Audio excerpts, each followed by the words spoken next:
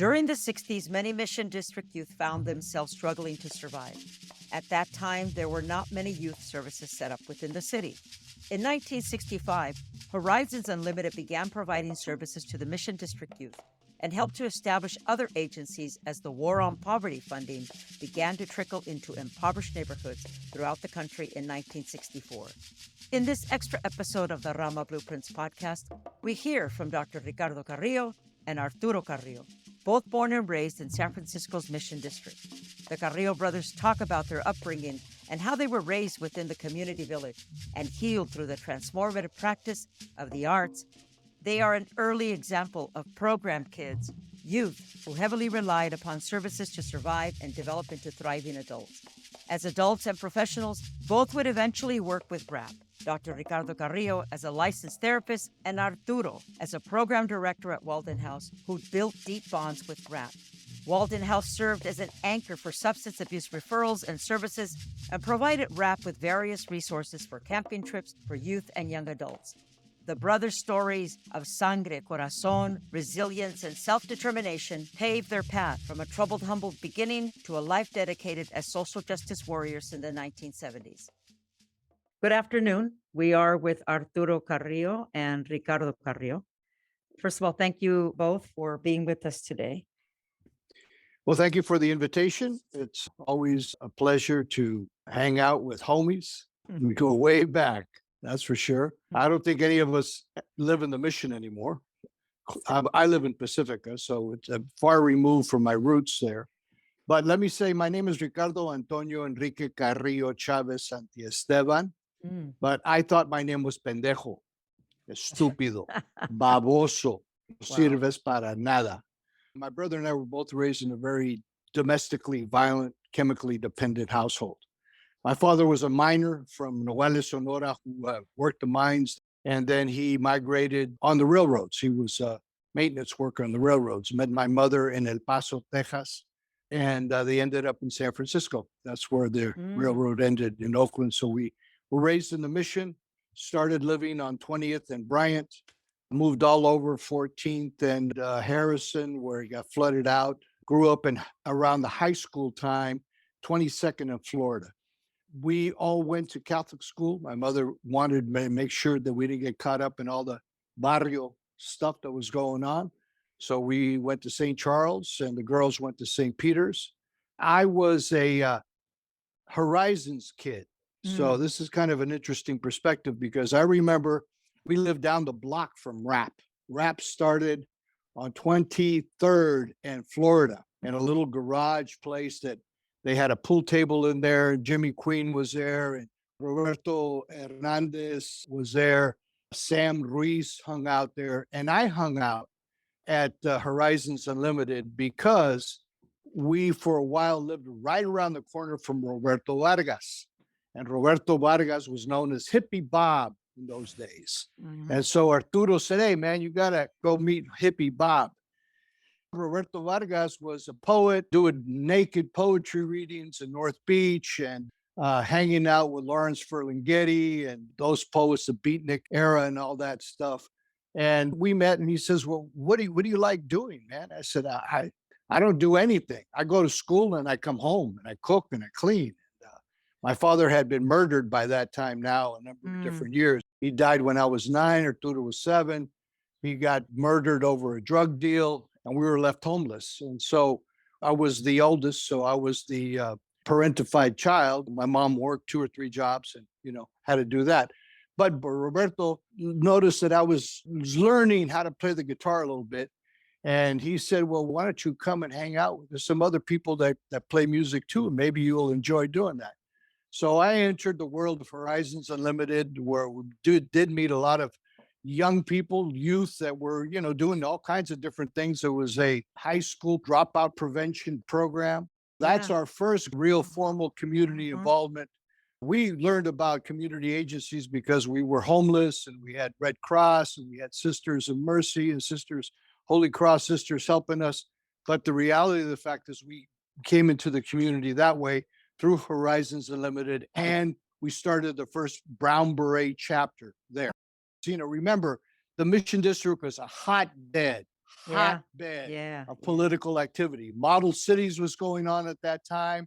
The Brown Berets were starting. The Black Panther Party was feeding children and taking care of their elders and arming themselves. Nothing has changed in terms of police brutality and people dying at the hands of law enforcement officers. So it's taken how many years now since the early Yeah. 60s, and we're still dealing with the same kinds of things. Right. But there was political activism.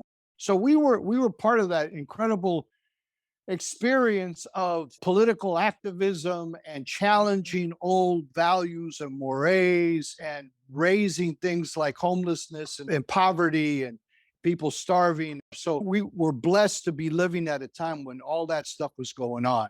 But the beauty of it is that the community stepped up when we were homeless and by ourselves. The people I work for today, San Francisco Comprehensive Crisis Services program, offers burial services to every single family in the city of San Francisco. You Wow. carry black, brown, white, but it doesn't matter if you need the resources. She's going to pay $8,000 to $10,000 out of the city budget for that. We didn't have that. That wasn't happening when my father died. The beauty of it is that those of us that are involved still have the capacity of being able to know where things have changed, things need to grow. And the fact I'm a licensed psychologist and I work with the police department is a tribute to my being accepted by the police department as an ex-addict, as an ex-con, and as a community member because I'm from the community. Later on, as a psychologist, I supervised clinical staff at CARECEN. So I've seen and tracked the youth involvement, gang development. I've also been part of National Compadres Network, National Latino Alliance for the Elimination of Domestic Violence. So all of the gang banging experts in the country, we're all colleagues and we use each other. Akil Bashir from Los Angeles, Oh, that yeah. we routinely bring up here, Jerry Teo, HOMEYs, Alex Sanchez, Nani Alejandres, Nane, Barrios right. Unidos, you know, of course, Ray here in town, and then whoever's done the gang work. So we kind of get called in to talk because I'm the trauma specialist. And my contribution to anything having to do with rap had to do because of Ray Balberon coming to me and saying, we got these kids that are at risk. We need for you to do a psyche eval Right. and to help us out with I that. remember. And that's how I was involved with rap. So Arturo Carrillo is with us too. He's your younger Right. brother.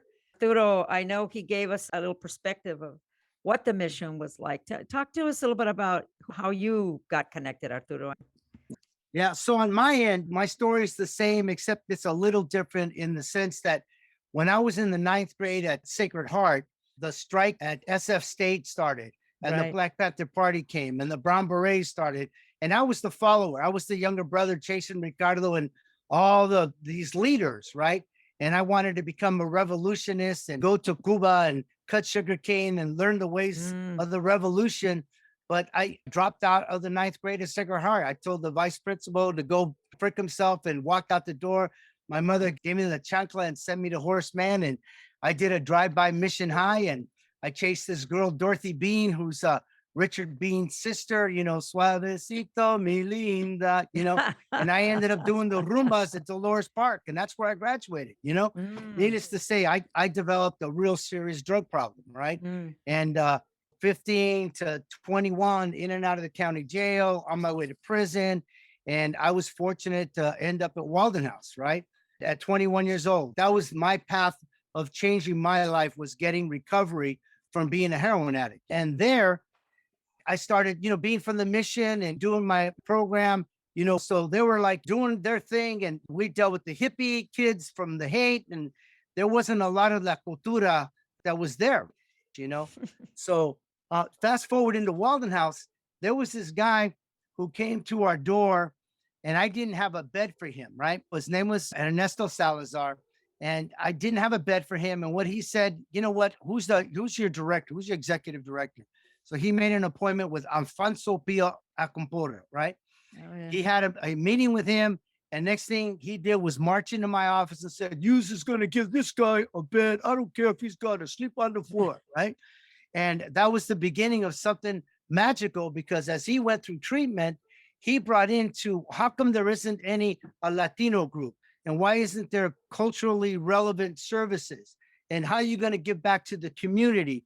And that opened up Alfonso's eyes to say, hey, you know what? I want to start a print shop. So how do I do that? Oh, let's hire Chuy Campesano and then That's Renee right. Castro. And then we did, let's open up Proyecto Ayuda. So, so here we are. Walden House is doing all this. We're trying to be culturally relevant. I'm at Walden House or Health Right 360 now. I'm at 45 years providing services to the community. I had to go through therapy and had to learn how to heal. And I found that drum circle facilitation with Dr. Sal Nunez and got trained from him, to really give back to the community from a medicinal perspective, not to mention the National Compadres Network and having sweats and retiros and community meetings with the men's group, all of us giving back to each other.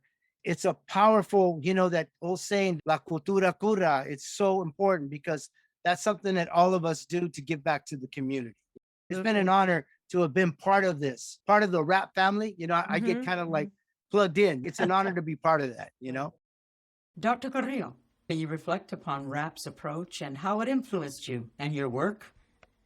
Jimmy Queen had never saw negativity, never saw criminality. He hated oppositional defiant disorder, those diagnoses, attention deficit disorder, oppositional, because he said they're just kids.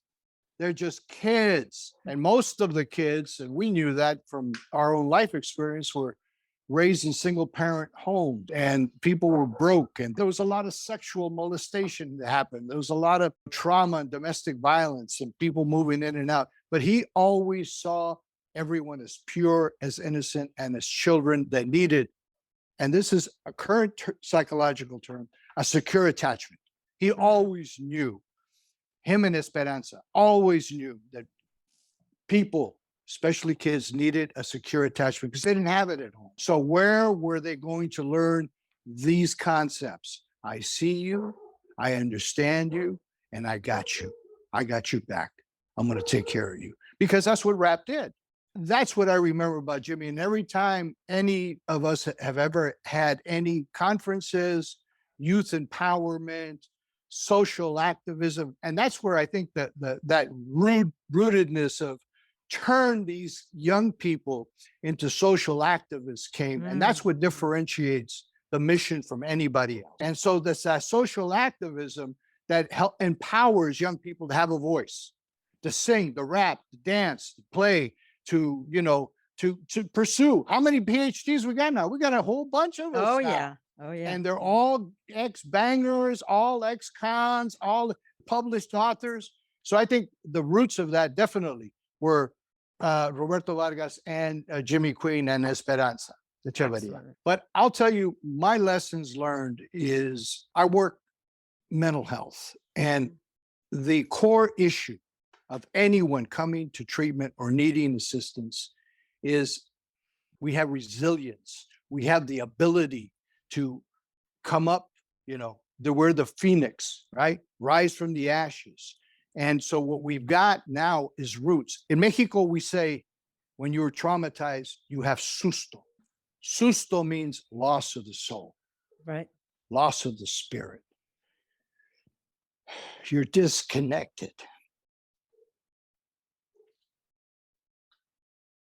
We learned who we were in the mission district.